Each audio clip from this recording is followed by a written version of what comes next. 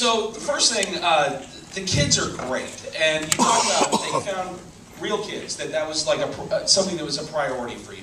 Can you talk about the process of finding them, of casting them, and then working with them to get these performances? Oops. Yeah, we saw about 1,000 kids, more than 1,000 kids in schools and youth groups. All of them had demonstrated some interest in acting because we wanted them to show up, you know, and make the days and stuff. And then we just did a series of auditions where they improvised. Then the next stage we gave them some text to learn. Then we started to group them, didn't we? Then we brought like Luke in and you started to work with them.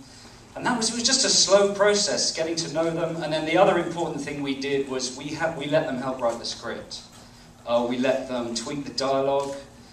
We let them choose their costumes, because in South London a lot of the costume is very codified. I'm sure it's the same here. It's like out of the movie Colours.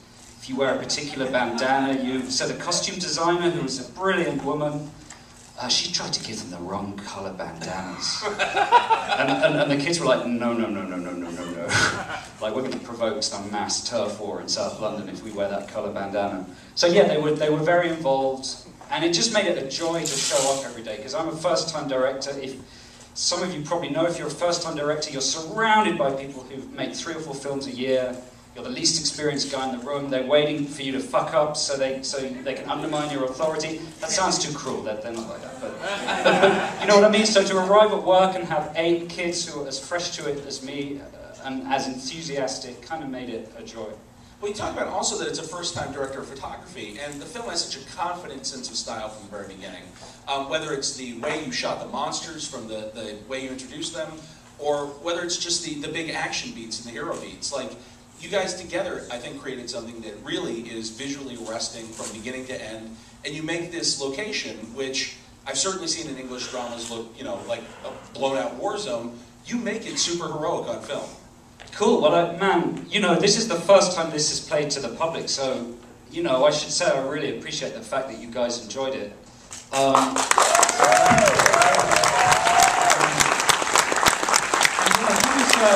again, you know, anyone else out there who makes their first film, I saw this guy's work on a commercial. I was watching TV.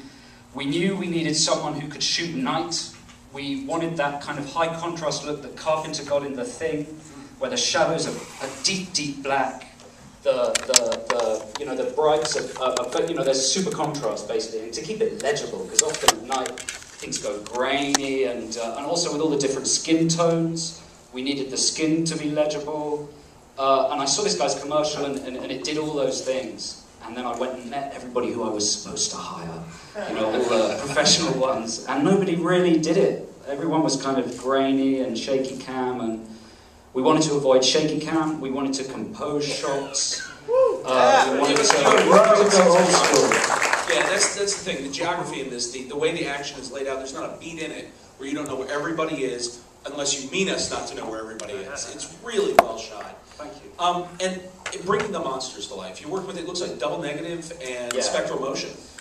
Well, I met a guy when Edgar and I were working on Tintin. We met a guy called Terry Notary, who was the movement coach for Nick and Simon, and he was the Viper Wolves in Avatar. He was the movement coach for Lou Leterrier's Hulk.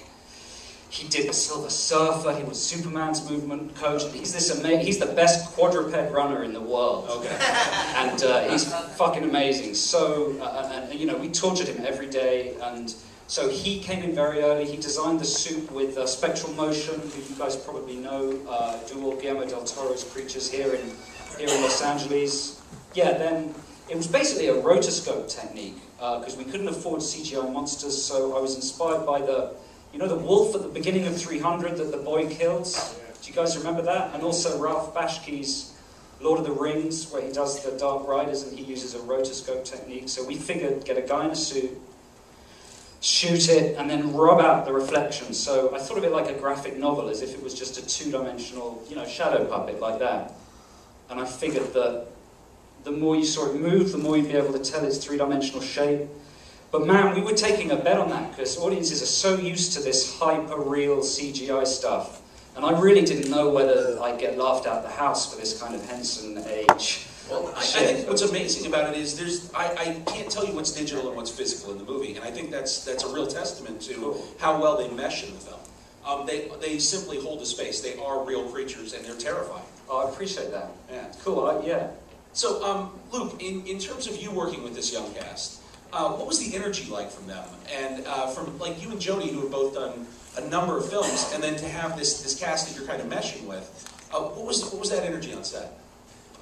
Amazing. You went in every day and you felt like you were there kind of seeing it through their eyes for the first time, and they just brought so much energy to it, and you know, no one was jaded sitting there kind of saying, how long is it going to be till we're set up here? They were all they had amazing energy, and it was a joy. It was like being on set for the first time again, and it was a pleasure.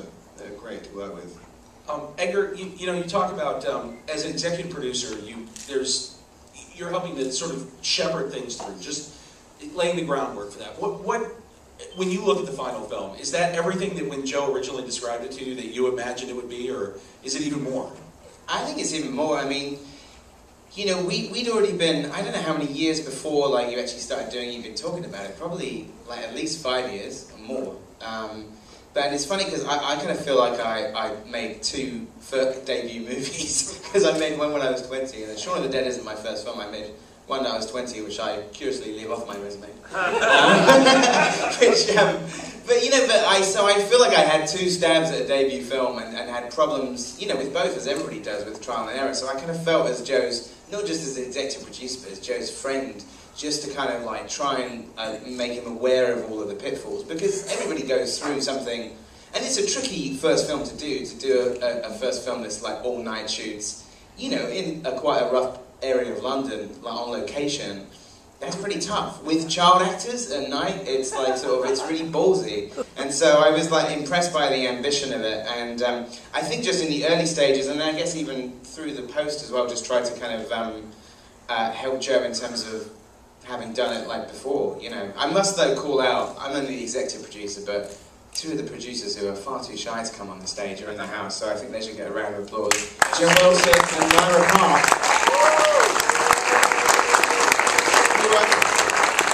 And Jim Wilson and Myra Park, like, and me and Joe have known for years, but they're also the 2 people, you know, responsible for the, you know, getting Shaun of the Dead off the ground as well, so thank you.